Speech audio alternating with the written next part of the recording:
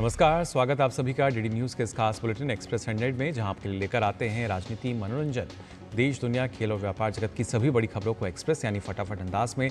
आपके साथ मैं हूं मुकुल शर्मा और आइए अब खबरें देखते हैं तेज रफ्तार से। ऑपरेशन सिंदूर को 1 महीना हुआ पूरा। आपको बता दें, मई में भारतीय सशस्त्र बलों ने पाकिस्तान और पीओके के जो ठिकाने थे, जैश और लश्कर जैसे आतंकियों के लॉन्च पैड किए थे, 7 मई को ध्वस्त। ऑपरेशन सिंदूर के 1 महीना पूरा होने पर रक्षा मंत्री ने एक विशेष लेख लिखा। कहा, भारत ने आतंक के खिलाफ लड़ाई में पूरी दुनिया के सामने पेश की मिसाल। प्रधानमंत्री नरेंद्र मोदी के कल के जम्मू कश्मीर दौरे की विशेष झलकियां आई सामने। खुद पीएम मोदी ने भी वीडियो एक्स पर किया शेयर। वीडियो में प्रधानमंत्री चनाब ब्रिज और रंजी ब्रिज का उद्घाटन करते आ रहे हैं नजर। पीएम ने कहा कि ये दोनों पुल परिवर्तनकारी परियोजनाएं हैं। कटरा श्रीनगर मार्ग पर आज से वंदे भारत ट्रेन का नियमित संचालन हुआ शुरू। कल प्रधानमंत्री नरेंद्र मोदी ने हरी झंडी दिखाकर इसकी की थी शुरुआत। वंदे भारत ट्रेन के नियमित संचालन से कटरा रेलवे स्टेशन पर यात्रियों में खुशी की लहर। अब कटरा से कश्मीर घाटी पहुंचने का समय 3 घंटे से भी कम। भारत के कृषि क्षेत्र में परिवर्तन के 11 उल्लेखनीय वर्ष पूरे होने पर पीएम ने एक्स पर एक वीडियो किया साझा। पीएम ने कहा, किसान सम्मान निधि हो या फिर किसान फसल बीमा, सरकार ने किसान कल्याण के लिए कई अहम कदम उठाए। केंद्रीय मंत्री एल मुरुगन ने कहा, बीते 11 साल में मोदी सरकार की क्रांतिकारी पहलों ने करोड़ों किसानों को बनाया सशक्त। अस्तित्व की लड़ाई से आगे बढ़कर किसान हुए आत्मनिर्भर। विकसित कृषि संकल्प अभियान के तहत केंद्रीय कृषि एवं किसान कल्याण और ग्रामीण विकास मंत्री शिवराज सिंह चौहान आज मध्य प्रदेश के 1 दिवसीय दौरे पर। केंद्रीय मंत्री कई कार्यक्रमों में होंगे शामिल। प्रधानमंत्री नरेंद्र मोदी कनाडा में होने वाले G7 शिखर सम्मेलन में लेंगे भाग। कनाडा के प्रधानमंत्री मार्क कार्नी ने फोन पर पीएम मोदी से बातचीत कर उन्हें G7 शिखर सम्मेलन के लिए किया आमंत्रित। इस दौरान प्रधानमंत्री मोदी ने कनाडा के पीएम कार्नी को हाल के चुनाव में जीत पर बधाई दी और कनकस में G7 शिखर सम्मेलन में आमंत्रित करने के लिए आभार जताया। ब्रिटेन के विदेश मंत्री डेविड लेमी आज से भारत दौरे पर। लेमी आज नई दिल्ली में प्रधानमंत्री नरेंद्र मोदी से मुलाकात कर अलग अलग मुद्दों पर बातचीत करेंगे। डेविड लेमी विदेश मंत्री डॉक्टर एस जयशंकर और वाणिज्य और उद्योग मंत्री पीयूष गोयल से भी मुलाकात करेंगे। लेमी की भारत यात्रा दोनों देशों के बीच एफटीए को अंतिम रूप दिए जाने के करीब 1 महीने बाद हो रही है। छत्तीसगढ़ के मुख्यमंत्री विष्णुदेव साय ने कहा, प्रधानमंत्री से मुलाकात कर राज्य की बदली हुई तस्वीर साझा करने का मौका मिला। कहा, हम नक्सलवाद से मजबूती से लड़ रहे हैं। विष्णुदेव साय ने कल नई दिल्ली में केंद्रीय गृह मंत्री अमित शाह से भी की थी मुलाकात। राज्य के विकास, नक्सल ऑपरेशन सहित अन्य प्रमुख मुद्दों पर हुई चर्चा। असम में बाढ़ की स्थिति में थोड़ा सुधार। बाढ़ प्रभावित लोगों की संख्या घटकर 4.4 लाख रह गई है। शिवभूमि जिले में सर्वाधिक 2 लाख से ज्यादा लोग प्रभावित। असम के मोरीगांव में भी बाढ़ की स्थिति में हुआ थोड़ा सुधार। बाढ़ का पानी धीरे धीरे उतरते ही हालात हो रहे हैं बेहतर। हालांकि कई गांव अभी भी जलमग्न। असम में 5 नदियां अभी भी खतरे के निशान से बह रही हैं ऊपर। बाढ़ से प्रभावित लोगों की मदद के लिए बचाव अभियान में तेजी जारी। राज्य में बाढ़ प्रभावित क्षेत्रों में 328 राहत शिविर स्थापित किए गए। वहीं मौसम विभाग ने त्रिपुरा, मिजोरम, नागालैंड और मणिपुर में येलो अलर्ट किया जारी। असम के मुख्यमंत्री हिमंता बिस्वा शर्मा ने हैलाकांडी और शिवभूमि जिलों में बाढ़ प्रभावित क्षेत्रों का किया दौरा। हिमंता ने राहत शिविरों का दौरा कर बाढ़ प्रभावितों का हालचाल जाना। सिक्किम में बाढ़ और भूस्खलन के बाद राहत कार्य तेजी से जारी है। आज सुबह भारतीय वायुसेना के MI-17 हेलीकॉप्टर ने पाक्योंग ग्रीनफील्ड हवाई अड्डे से उड़ान भरी और चाटन के लिए आवश्यक राहत सामग्री पहुंचाई। हेलीकॉप्टर करीब 13 क्विंटल राहत सामग्री और खाद्य एवं नागरिक आपूर्ति विभाग के 5 अधिकारियों को लेकर गया और वहां से सेना के जवानों को पाक्योंग ग्रीनफील्ड हवाई अड्डे पर वापस लाया। ऑपरेशन सिंदूर आउटरीच के तहत कांग्रेस सांसद शशि थरूर के नेतृत्व में एक प्रतिनिधिमंडल अमेरिका के दौरे पर है। प्रतिनिधिमंडल ने अमेरिकी सीनेट के विदेश संबंध समिति के सदस्य क्रिस वैन हॉलेन के साथ बैठक की। दिल्ली की मुख्यमंत्री रेखा गुप्ता को जान से मारने की धमकी देने वाले को दिल्ली पुलिस की टीम ने गाजियाबाद से किया गिरफ्तार। पुलिस ने कहा आरोपी ने शराब के नशे में किया था फोन। सूचना एवं प्रसारण तथा संसदीय कार्य राज्य मंत्री डॉक्टर एल मुरुगन 9 जून को पुडुचेरी विधानसभा के लिए राष्ट्रीय ई विधान एप्लीकेशन नेवा का उद्घाटन करेंगे। नेवा से पुडुचेरी विधानसभा का कामकाज हो जाएगा पेपरलेस। आयुष मंत्रालय ने 11वें अंतर्राष्ट्रीय योग दिवस के लिए निर्बाध समन्वय और व्यापक पहुंच सुगम बनाने के लिए कुछ स्तरीय वर्चुअल कार्यशाला का आयोजन किया। इसमें सरकारी विभागों के 400 से अधिक प्रतिभागी शामिल हुए।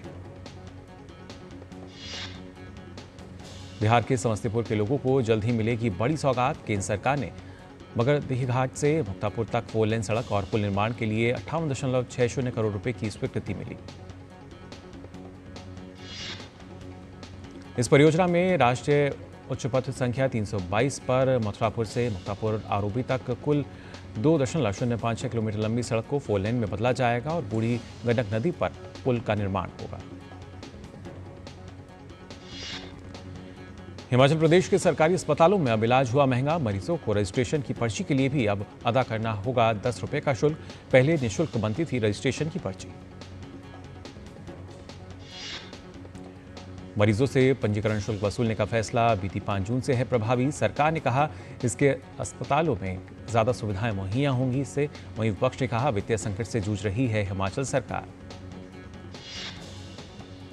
देश भर में हर्षोल्लास के साथ मनाई जा रही है ईद उल अजहा। दिल्ली, उत्तर प्रदेश समेत समूचे देश में सुरक्षा व्यवस्था कड़ी। राष्ट्रपति द्रौपदी मुर्मू ने ईद उल अजहा की बधाई दी। कहा सभी देशवासियों और विदेशों में रहने वाले भारतीयों, विशेषकर हमारे मुस्लिम भाइयों और बहनों को हार्दिक बधाई और शुभकामनाएं। प्रधानमंत्री नरेंद्र मोदी ने देशवासियों को दी ईद की शुभकामनाएं। उन्होंने एक्स पर अपने संदेश में कहा कि ईद उल अजहा की हार्दिक शुभकामनाएं। सभी के अच्छे स्वास्थ्य और समृद्धि की कामना करता हूं।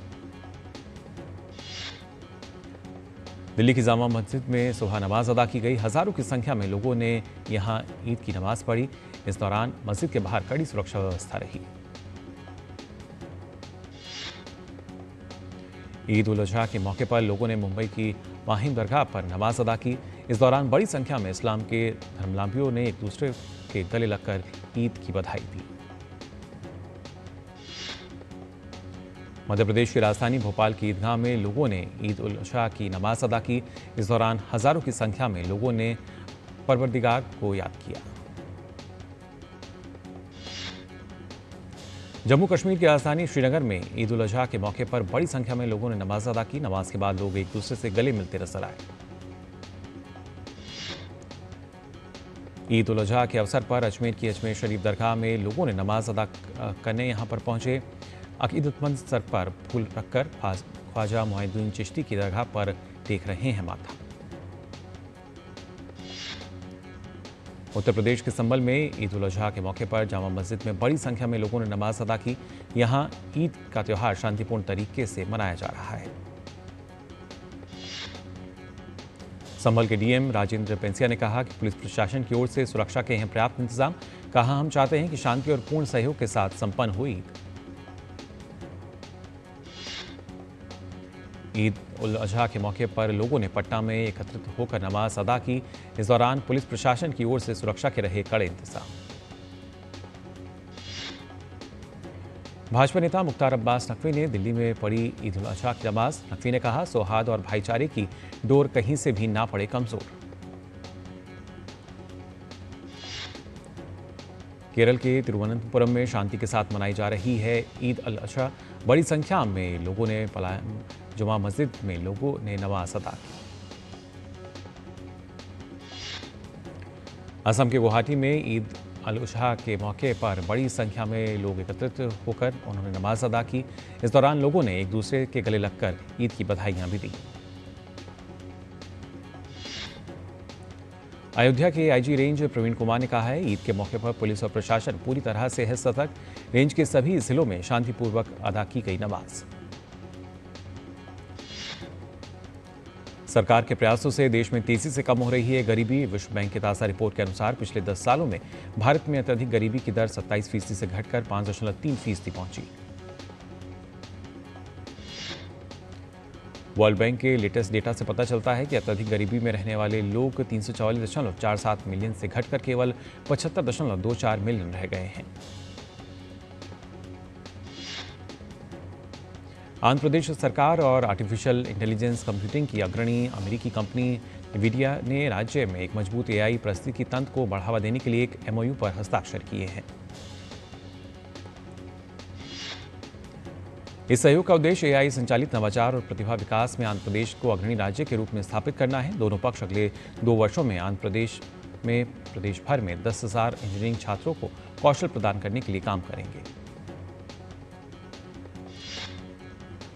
अहमदाबाद के सरदार वल्लभ भाई पटेल इंटरनेशनल एयरपोर्ट को ASI द्वारा एयरपोर्ट कस्टमर एक्सपीरियंस में प्रतिष्ठित लेवल 4 मान्यता प्राप्त हुई है, जो एयरपोर्ट को पिछली वर्ष मई में मिली लेवल 3 की मान्यता से एक महत्वपूर्ण अपग्रेड है।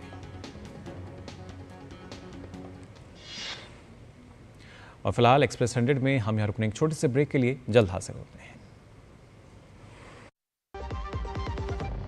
मैं 5 साल का था जब मैंने पहली बार PM मोदी को रेड फोर्ट से स्वच्छता का संदेश देते सुना था। फिर स्कूल में टीचर से जाना क्यों स्वच्छता जरूरी है। आज स्वच्छता मेरी आदत है।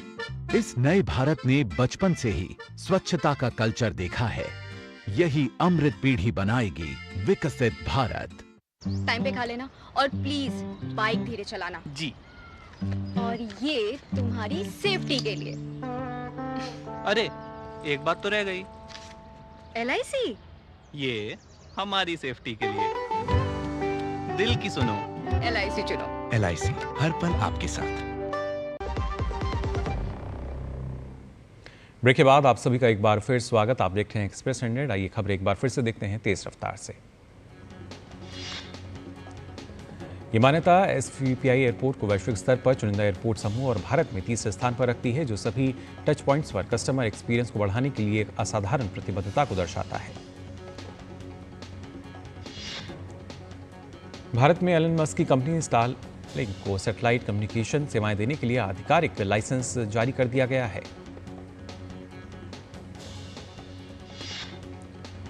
लाइसेंस को भारत के दूरसंचार मंत्रालय से हरी झंडी मिलने के बाद देश के दूरदराज इलाकों में भी तेज इंटरनेट उपलब्ध मुहैया कराई जा सकेगी। कंपनी का फोकस खासकर ग्रामीण और इंटरनेट से वंचित क्षेत्रों पर रहेगा। केंद्रीय वाणिज्य और उद्योग मंत्री ने मार्शियो गैस्पारो के बोर्ड अध्यक्ष मिर्को मोइशो के साथ मुलाकात की। दोनों नेताओं के बीच में कृषि क्षेत्र को आधुनिक बनाने संबंधित कई मुद्दों पर चर्चा हुई।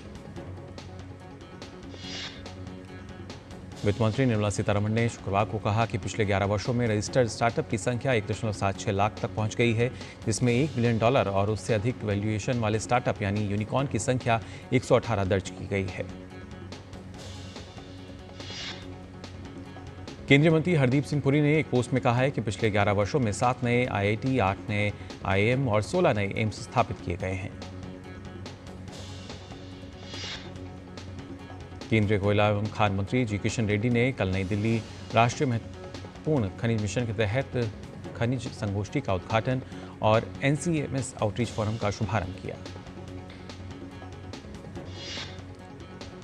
इस दौरान केंद्रीय मंत्री ने भारत की रक्षा तैयारियों, डिजिटल अर्थव्यवस्था और उन्नत विनिर्माण क्षेत्रों के लिए महत्वपूर्ण खनिजों के रणनीतिक महत्व पर जोर दिया। केंद्रीय मंत्री मनोहर लाल ने चंडीगढ़ में उत्तरी राज्यों, केंद्र शासित प्रदेशों के साथ क्षेत्रीय विद्युतीय सम्मेलन की अध्यक्षता की। उन्होंने कहा कि मई 2024 में 2050 गीगावाट की अधिकतम बिजली मांग पूरी हुई। केंद्र सरकार ने रबी मार्केटिंग सीजन 2025-26 में 29.92 मिलियन टन गेहूं की खरीद की है। इसमें पिछले साल की अपेक्षा 13% की बढ़ोतरी दर्ज की गई है। देश के अग्रणी इंडस्ट्री चैम्बर्स ने शुक्रवार को RBI की ओर से रेपो रेट में की गई 50 आधार अंक की कटौती के फैसले का स्वागत किया और कहा कि इससे पूंजीगत व्यय और खपत को बूस्ट मिलेगा। एसोचैम के अध्यक्ष संजय नायर ने कहा कि इससे ब्याज दर संवेदनशील क्षेत्रों जैसे रियल एस्टेट, ऑटोमोबाइल, बुनियादी ढांचे, निर्यात और MSME क्षेत्र में ऋण में वृद्धि के माध्यम से व्यापार वृद्धि को भी बढ़ावा मिलेगा। शुक्रवार को Nifty bank index record high पर पहुंचा। निफ्टी बैंक इंडेक्स में तेजी के पीछे की वजह रिजर्व बैंक ऑफ इंडिया की तरफ से रेपो रेट में 50 बेसिस पॉइंट की कटौती को माना जा रहा है। सोना खरीदारों के लिए खुशखबरी है। पीली धातु की कीमत में शुक्रवार को करीब 1000 रुपये से अधिक की गिरावट देखने को मिली। इंडिया बुलियन ज्वेलर्स एसोसिएशन के मुताबिक 24 कैरेट के 10 ग्राम सोने का दाम 1018 रुपये कम होकर 97,145 रुपये हो गया। सोने के विपरीत चांदी की कीमतों में तेजी देखने को मिली है। चांदी का दाम 610 रुपये बढ़कर 1.05 लाख रुपये प्रति किलो हो गया है, जो कि पहले 1,04,000 रुपये प्रति किलो था। भारतीय प्रतिभूति एवं विनिमय बोर्ड यानी सेबी ने 2.1 करोड़ रुपए की वसूली के लिए फरार कारोबारी मेहुल चौकसी के खिलाफ कड़ी कार्रवाई करते हुए उनकी संपत्तियों को कुर्क करने का आदेश जारी किया है। राजस्थान के कोटा स्थित आईसीआईसीआई बैंक की शाखा में एक महिला कर्मचारी ने शेयर बाजार में मुनाफे के लालच में बैंक में बड़ा फर्जीवाड़ा किया है। साक्षी गुप्ता नाम की महिला कर्मचारी ने 41 बुजुर्गों के 110 खातों से लगभग 4.58 करोड़ रुपए की अवैध निकासी की। अमेरिका के राष्ट्रपति डोनाल्ड ट्रंप और टेस्ला के सीईओ एलन मस्क के बीच विवाद लगातार गहराता जा रहा है। अमेरिकी राष्ट्रपति ने बड़ा बयान देते हुए कहा कि उन्हें एलन मस्क से बात करने में कोई विशेष रुचि नहीं है। ट्रंप की ये टिप्पणी ऐसे समय पर आई है जब माना जा रहा था कि दोनों के बीच निजी तौर पर बातचीत हो सकती है। पहले एलन मस्क ने ट्रंप द्वारा समर्थित कर और व्यय विधेयक की कड़ी आलोचना की थी। एलन मस्क ने शुक्रवार को कहा कि डोनाल्ड ट्रंप के नए व्यापार टैरिफ को इस साल की दूसरी छमाही तक मंदी को बढ़ावा दे सकता है। मस्क ने कहा कि अगर अमेरिका की अर्थव्यवस्था लड़खड़ाती है तो बाकी कुछ भी मायने नहीं रखता। अमेरिकी राष्ट्रपति ट्रंप ने घोषणा की है कि अमेरिकी कैबिनेट के अधिकारी चीन के प्रतिनिधियों से मुलाकात करेंगे। ये मुलाकात 9 जून को लंदन में होगी। मुलाकात के जरिए दुनिया की 2 सबसे बड़ी अर्थव्यवस्थाओं के बीच व्यापार विवाद को हल करने की कोशिश की जाएगी। डोनाल्ड ट्रंप ने कहा है कि अमेरिकी ट्रेजरी सचिव स्कॉट बेसेंट, वाणिज्य सचिव हॉवर्ड लुटनिक और व्यापार प्रतिनिधि जेमिसन ग्रीन वार्ता में अमेरिका का प्रतिनिधित्व करेंगे। वहीं अमेरिकी सीनेट रूस पर कठोर प्रतिबंध विधेयक पर विचार कर रही है। राष्ट्रपति ट्रंप ने कहा, मैं प्रतिबंध तभी लागू करूंगा जब जरूरी समझूंगा। ईरान को ट्रंप की सीधी चेतावनी, बोले अगर यूरेनियम संवर्धन किया तो हमें दूसरा रास्ता अपनाना होगा जिसे वह नहीं चाहते।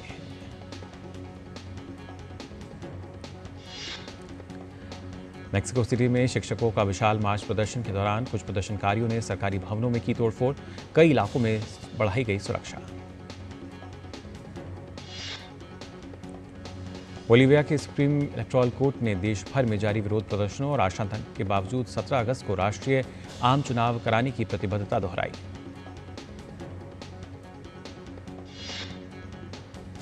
अल साल्वाडोर के राष्ट्रपति नायाब बुकेले ने किल्मर अब्रेगो ग्रासिया की वापसी पर टिप्पणी की, जिसे गलती से ट्रंप प्रशासन द्वारा मैरीलैंड के मध्य अमेरिकी देश में निर्वासित कर दिया गया था। उन्होंने कहा कि अगर गिरोह सदस्य को लौटाना था तो हम मना नहीं करते। अमेरिका के वरिष्ठ सांसद ने पाकिस्तानी प्रतिनिधिमंडल को साफ किया कि पाकिस्तान को घृणित आतंकवादी समूह जैश ए मोहम्मद को खत्म करना होगा। साथ ही धार्मिक अल्पसंख्यकों की सुरक्षा सुनिश्चित करने के लिए हर संभव प्रयास करने चाहिए। पाकिस्तानी प्रतिनिधिमंडल ने अमेरिकी संसद के सदस्य ब्रेड शेरमैन से मुलाकात की। बांग्लादेश की अंतरिम सरकार के मुख्य सलाहकार डॉक्टर मोहम्मद यूनुस ने घोषणा की कि अगले राष्ट्रीय चुनाव अप्रैल 2026 में ही होंगे। ईद उल अजहा की पूर्व संध्या पर राष्ट्र के नाम एक टेलीविजन संबोधन में उन्होंने ये बात कही।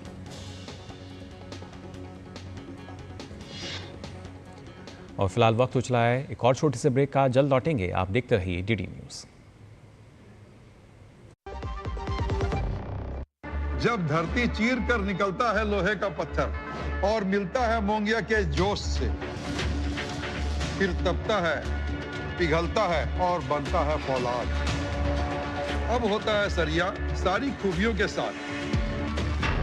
मोंगिया स्टील, मजबूत देश का मजबूत सरिया।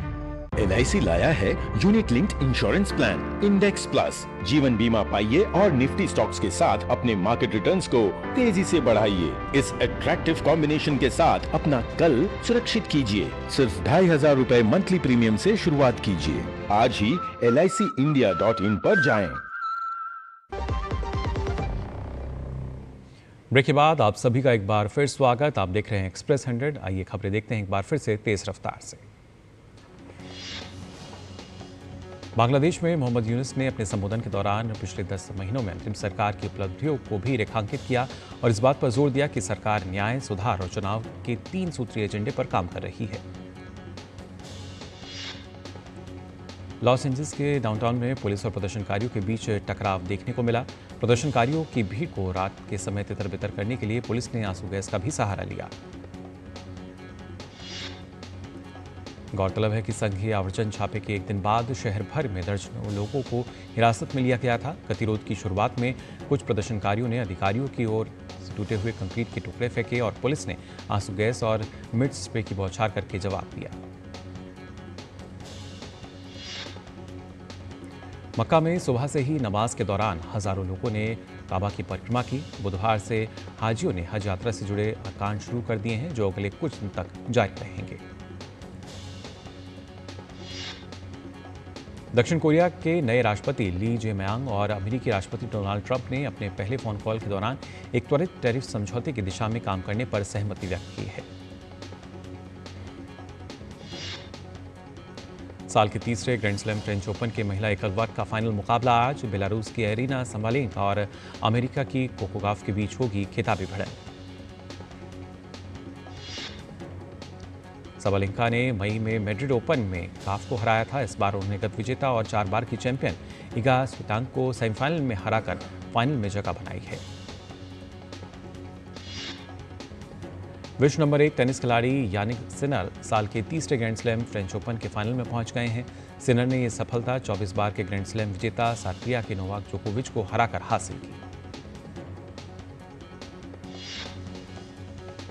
कार्लोस अल्कराज भी फाइनल में पहुंचे हैं। सेमीफाइनल में कार्लोस अल्कराज को मिला वॉकओवर। लोरेंजो मुसीटली चोट के चलते बीच मैच से हटे। मॉस्को वुशु स्टार चैंपियनशिप के पुरुष वर्ग में भारत के आर्यन ने स्वर्ण पदक जीता। वहीं महिला वर्ग ने Moscow wushu star international championship 2025 के जूनियर ताइजीजियन स्पर्धा में लिंथुएम्बिगी लेटोजरम स्वर्ण पदक जीता। 5 बार के विश्व चैंपियन मैग्नस कार्लसन ने जीता नॉर्वे शतरंज का खिताब। अर्जुन एरिगासी के खिलाफ ड्रॉ खेलकर खिताब को किया अपने नाम। वहीं डी गुकेश को प्रतियोगिता में मिला तीसरा स्थान। फेबियानो कारुआना के खिलाफ हार के चलते करना पड़ा तीसरे स्थान से संतोष। सात्विक साईराज रंकीरेड्डी और चिराग शेट्टी की भारत की शीर्ष पुरुष युगल जोड़ी को इंडोनेशिया ओपन बैडमिंटन टूर्नामेंट के क्वार्टर फाइनल में मिली हार। इस हार के साथ भारतीय चुनौती हुई समाप्त। भारतीय क्रिकेटर और लेग स्पिनर पीयूष चावला ने क्रिकेट के सभी प्रारूपों से लिया संन्यास। 2011 में विश्व कप जीतने वाली भारतीय टीम का रहे हैं हिस्सा। इंस्टाग्राम पोस्ट के जरिए पीयूष चावला ने संन्यास का ऐलान किया। चावला ने भारत के लिए 3 टेस्ट, 25 वनडे और 7 T20 मुकाबले खेले। इंग्लैंड लॉयंस और इंडिया ए के बीच नॉर्थहैम्पटन में खेले जा रहे दूसरे अनौपचारिक टेस्ट का पहला दिन रहा KL राहुल के नाम। राहुल ने 4 साल बाद एक बार फिर इंग्लैंड दौरे में अपनी शुरुआत शतक लगाकर की। इंग्लैंड और वेस्टइंडीज के बीच 3 मैच की T20 सीरीज का पहला मुकाबला इंग्लैंड ने 21 रन से जीता। सीरीज में बनाई 1-0 की बढ़त। न्यूजीलैंड क्रिकेट टीम ने रॉब वॉल्टर को नियुक्त किया अपना कोच। तीनों फॉर्मेट में संभालेंगे कोचिंग की जिम्मेदारी।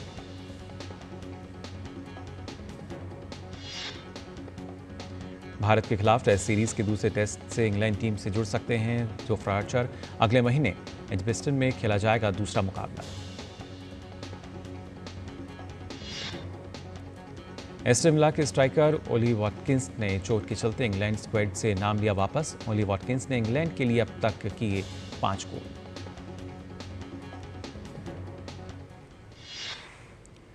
तो फिलहाल के लिए एक्सप्रेस न्यूज़ में बस इतना ही, लेकिन देश और दुनिया की तमाम खबरों के लिए आप देखते रहिए डीडी न्यूज़। मुझे दीजिए अनुमति। नमस्कार।